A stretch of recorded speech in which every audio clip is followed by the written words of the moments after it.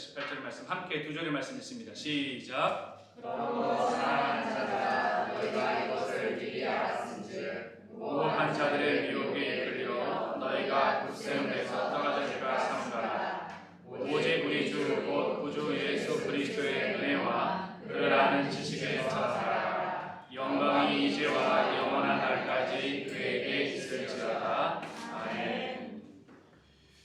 지난주에 이제 가정예배의 중요성에 대해서 이렇게 얘기를 했어요. 어제 전성도 카톡방에 가정예배 안내지를 올렸는데 보신 분 손 들어보세요. 네, 손을 내죠. 진주는 왜 안 봤죠? 봐야 돼요. 너무 중요한 내용이 올라가 있어요. 거기 보면 가정예배를 드리는 순서에 대해서 어떤 분들은 아유 이거 이렇게 길어서 복잡해서 어떻게 해요가 아니라 한 번만 이렇게 잘 읽어보면 아 이게 이렇게 가정예배가 드려져야 되겠구나.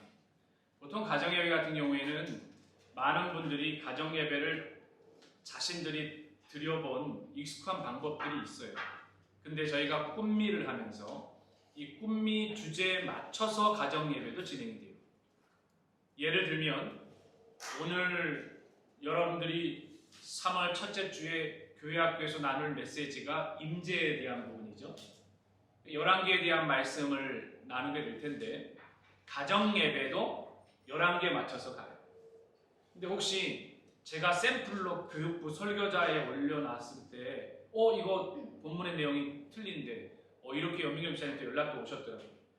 왜냐하면 제가 샘플로 이런 식으로 올려드립니다 하고 최종본은 임재에 맞춰가지고 여러분들께 올려드렸어요. 그래서 거기에 보면 가정예배를 드리는 데 있어서 제일 중요한 요소는 가정 모두가 함께 기쁨으로 시작하자라고 하는 동기로부터 시작되어져요.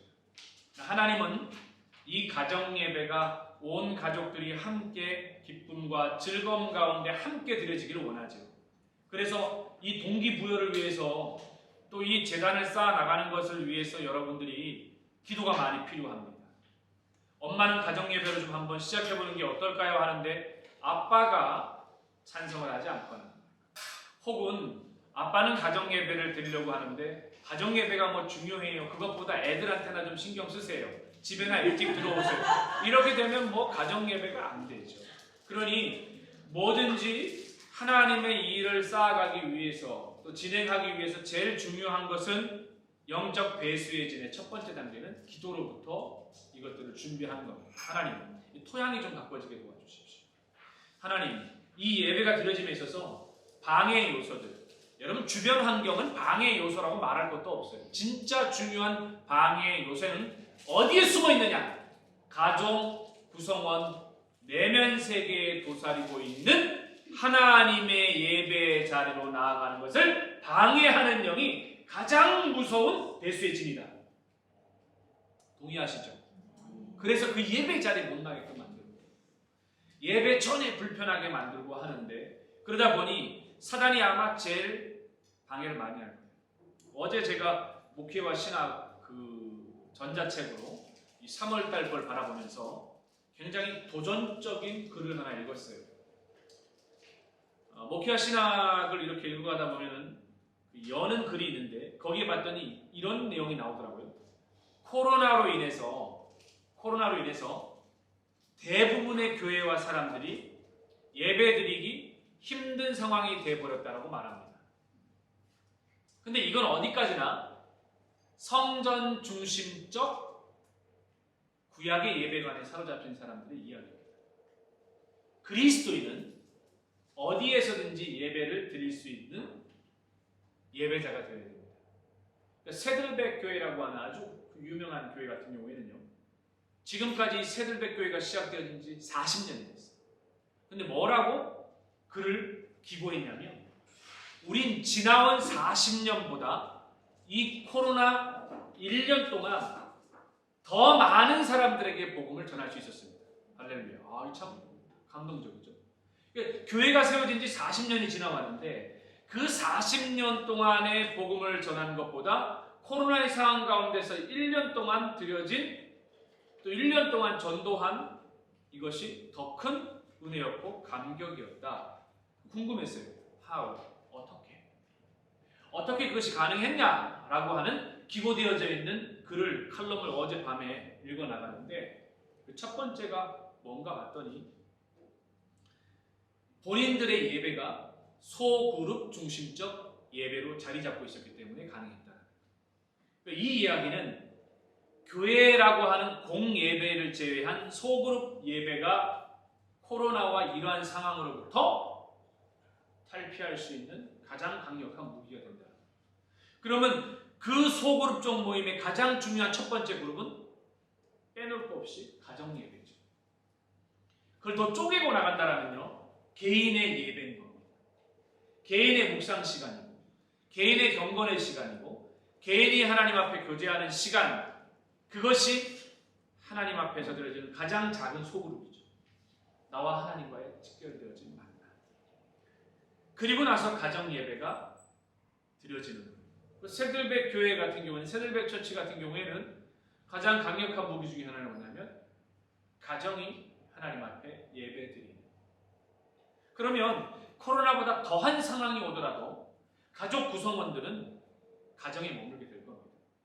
그러니 사단의 전략이 코로나나 전염과 바이러스를 통해 사회 인프라의 모든 부분들을 차단시켜 나가더라도 가정 예배가 건강하게 세워진 교회는 승리할 수 있다. 할렐루야. 이 가정 예배가 세워진 공동체는 든든히 세워져 갈 수 있다. 예를 들면 이런 겁니다. 예수 그리스도의 십자가 사건이 있고 나서 예수님의 부활 이후에 로마는 엄청나게 핍박을 가해옵니다. 이때 사단의 전략은 핍박을 가하면 거기에서 예배가 중단이 되어지고 거기에서 모임이 끝날 거라고 봤어요. 근데 오순절 성령 사건을 경험한 하나님의 교회는 120명이 모여 마가의 다락방 가운데 기도하고 성령 체험을 하고 나니 하나의 120명이 예루살렘 교회를 만들었는데 그것이 핍박이 가해지니 120개의 교회로 쪼개지는 역사가 나타나더라. 그럼 이 얘기는 뭐냐? 가정에서 드려지는 각 개인의 예배를 넘어서 가정 예배가 성령 충만한 예배가 되어지면 그들이 어떤 어려움과 환경과 핍박이 가해지더라도 쪼개질 때마다 더 큰 하나님의 역사가 나타나게 되더라. 그 성령 충만함을 누린 교회 공동체, 생명 공동체가 흩어지면 흩어질수록 더 큰 하나님의 교회가 되는 거죠. 가정 예배를 드리는 이정대 집사님이 가정에서 벗어나서 유엔에 가서 일하시면서 거기에서 또 다른 하나님의 교회가 세워지게 됩니다. 진주가 가정 예배를 드리는데 학교 가서 모이는 만나는 사람들마다 되는 거고, 최정호 집사님 가정 예배 드리는 강남 빙수에 가서 또 예배 드리면 그것이 또 하나님의 교회가 되는 거고, 그렇게 하나하나가 되어지는 거죠. 그래서 나는 자녀가 없기 때문에 나는 홀로 어떻게 가정 예배를 드려야 되나? 이순호 원사님 가정 예배 어떻게 생각하고 계세요? 혼자 드렸어요. 혼자 드렸어요. 네. 혼자 드리지 마시고. 그렇죠. 네. 그래서 이렇게 기도를 하는 거예요. 혼자 드리지 마시고 아, 한 사람을 불러요.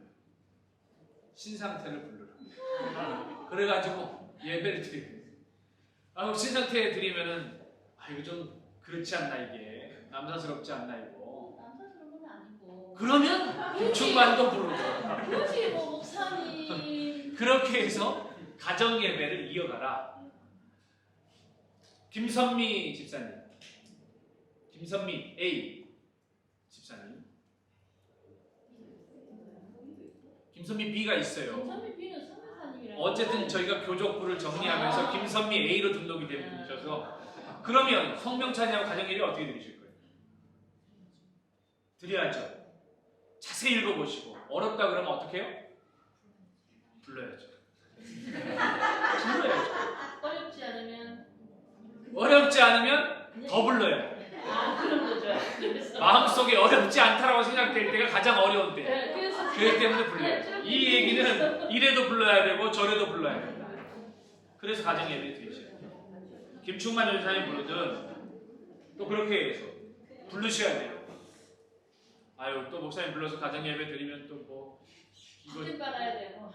뭐 해야 될 게 많잖아요. 이러면서 장막의 처소가 정리도 되고 이순호 원사님은 이사하고 나서 아직 열지 않는 박스 정리될 수 있는 기회가 지금이니까 빨리. 조준환 간사님 가정예배 어떻게 해요? 아니 왜냐하면 교사가 아이들에게 가정예배에 대한 중요성을 좀 얘기를 해야 되는데 가정예배를 드려야 되잖아요. 근데 내가 가정예배를 드리지 않는데 아이들한테 가정예배 드려야 된다라고 권면할 수가 없거든. 그러려면 우리가 가장 선한 모범적인 영향을 끼치기 위해서 가정예배를 드리는 역사가 있어야 돼. 누구랑 드려야 돼? 김충만 전사님 같이 드리죠. 아니 여기 지원 선생님도 있고 수민 선생님도 있고 초등교 세배 그런 선생님들끼리 야 우리 일주일에 한 번씩 같이 가정예배 드리자. 그렇게 해서 예배 드리시고 기도하고 식사도 교제하시고 얼마나 좋아요. 그래 안 그래요? 맞습니다. 드리시기 바랍니다. 자꾸 부르셔서 드리셔요. 홍 집사님은 어떻게 드리세요? 네.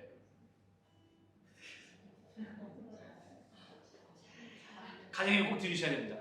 가정에 꼭. 이진 집사님은? 아, 영상으로도 이렇게 같이 해보고 하셔서 가정에 드리고. 박영훈 집사님. 불러. 그래서 같이 예배를 드려서 가정예배가 될 수 있게. 그래서 이 가정예배가 잘 진행되기 위해서 저는 기도하고 있습니다. 하나님 이 기회에 코로나 기간 가운데 가정예배를 드리면서 교회가 더욱더 회복되어질 수 있겠구나.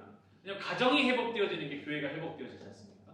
내가 회복되어지는 게 가정이 회복되어지는 거고 가정이 회복되어진다는 것은 교회가 회복되어지고 교회가 회복되어진다는 것은 태국이 회복되어지는 것이고 태국이 회복되어진다는 것은 하나님 나라가 회복되어지고 할렐루야. 이게 참 중요한 거예요. 부등호 공식이 나 한 사람의 회복이 곧 하나님 나라의 회복과 직결되어지는구나. 오늘 베드로후서 3장에는 하나님의 나를 얘기해요. 하나님의 나를 얘기를 하면서 뭐라고 얘기하면 그러므로 영어로 말하면 therefore 이런 말이죠. 그러므로 결론을 내리는 거잖아. 그러면 앞에 무슨 내용이 있기 때문에 결론을 내리는 걸까? 앞에 무슨 내용이 있냐면 하나님의 날이 임하게 될 터인데 그 하나님의 나라가 얼마나 분명하게 말씀하신 대로 그리고 그대로 이루어지게 될 터인데 그때가 되어지면 하나님의 사람들은 어떻게 준비되어져야 되느냐? 그러므로 사랑하는 자들아 너희가 이것을 미리 알았음즉 뭐요? 하나님의 나라가 임한다라는 것을 미리 알았음즉 무법한 자들의 미혹에 이끌려 너희가 굳센 데서 떨어질까 삼가라. 마지막 때가 되면 굳센 믿음이 있더라도 떨어져. 그 정도로 사단이 유혹이 강력해질 거예요. 이걸 막을 수 있는 방법은 저는 가정예배의 시작이라고 봅니다. 또 하나 오직 우리 주 곧 구주 예수 그리스도의 은혜와 그를 아는 지식에 계속해서 가정 안에서 자라나가는 거예요. 가정 안에서 자라나가는 거예요. 가정 안에서 서로 자라나가는 거예요. 그래서 거기에 보면은 가정예배 순서지를 여러분 딱 열어보시면 제일 첫 번째가 쉐마로 시작되어져요. 그래서 제가 이 쉐마를 어떻게 응용하라고 그랬냐면 4가지가 있게 되어지는데 그 중에 2가지는 꼭 적용시키라는 거예요. 언제? 아침에 적용시키는 거예요. 그리고 하루를 마무리하면서 적용하는 거예요. 뭘로? 격려하는 말. 우리 한번 이렇게 해볼까? 내 스스로 다짐이면서 결단이면서 고백될 수 있는. 간사님 이거 10부 프린트되어 있죠. 예, 그거 오늘 혹시 또 이거 스마트폰으로 보기 어렵다라는 생각 때문에 10부를 미리 프린트 해놨어요. 가져가시라고. 저 오늘 광고할 겁니다. 가정예배 관련돼서. 가져가셔서 그걸 적용을 하는 거예요. 그리고 2번째는 그 말씀을 읽을 때에도 그냥 읽지 마세요. 아이들은 어린이 성경이 있고 어른들은 개역개정이 있고 혼란이 있을 것 같아가지고 프린트에 하나로 통일시켜 놓는 건데 꼭 2번을 읽을 때 자녀들이 너무 어린 미취학이 아닌 이상은 요셉학교가 정도 된다면 아이들에게 말씀을 큰 소리로 읽도록 훈련을 시켜야 돼요. 그래서 2번을 읽으라는 거예요. 한 번은 다 같이 읽고 한 번은 자녀들에게 읽고, 아니면 아빠 한 번, 엄마 한 번, 자녀 한 번 이런 식으로 돌아가면서 읽어라. 그리고 예배를 인도하는 부모님이나 아빠, 엄마는요, 꼭 그 내용을요, 이 본문의 내용이 무엇인지 아이들의 수준에 맞게끔 준비를 해줄 수 있어요. 제가 보기에는 요셉학교 4, 5, 6학년 이상은 이 본문의 내용을 그래도 읽어 할 수 있겠지만 어린아이들 같은 경우에는 쉽게 너무 길지 않게 이 내용이 어떤 내용인지를 아이들의 언어에 맞게 표현해 줄 수 있어야 됩니다. 그 다음에 적용이 중요합니다. 이 말씀을 가지고 우리가 이번 한 주 동안에 이렇게 한번 살아볼까? 이렇게 한번 해보는 게 어때? 너희들 어떻게 생각하니? 아이들의 의견도 한번 물어보고, 그리고 나서 이 내용과 함께 맞춰서 쉐마의 말씀에 맞춰 말씀 암송 찬양이 있어요. 근데 양해와 사과를 드립니다. 제가 분명히 테스트 버전에서는 QR코드가 다 연결됐어. 근데 어제 저녁에 강남빙수 일정 마치고 돌아오면서 보고를 받았어. 전사님한테, 목사님, 최종본 올려드린 QR코드가 연결되지 않습니다. 근데 한국에다 연락하려고 했더니 이미 문을 닫은 시간이었어요. 제가 보기에는 2년 전, 우리는 비전을 지금 나누고 있잖아요. 교회 학교에서요. 비전 섹션의 가정예배 순서 맞추다 보니 QR코드가 문제인 건지 그쪽에 유튜브가 문제인지 연결이 되지 않더라. 그래서 오늘 오후까지는 저희가 뭘 올려드릴 거냐면 그거와 맞는 영상을 올려드리도록 하겠습니다. 그래서 그걸 참고해서 응용해서 보시기를 바랍니다. 이 정도로 하는 이유는 무엇일까요? 가정예배에 목숨을 걸겠다는 거예요. 가정예배를 중요하게 여기 때문에 거예요. 집에까지 찾아가겠다고 할 정도면 가정예배 회복을 위해서 무슨 일이 있더라도 그 가정예배를 드리도록 하기 때문에 거예요. 그러나서 자녀들을 축복하는 기도를 해주십시오. 김선미 목사님, 명찬이를 안 뜬 손으로 기도해요. 아, 엄마 왜 그래? 막 이렇게 뿌리치더라도 그렇게 훈이한테 어떻게?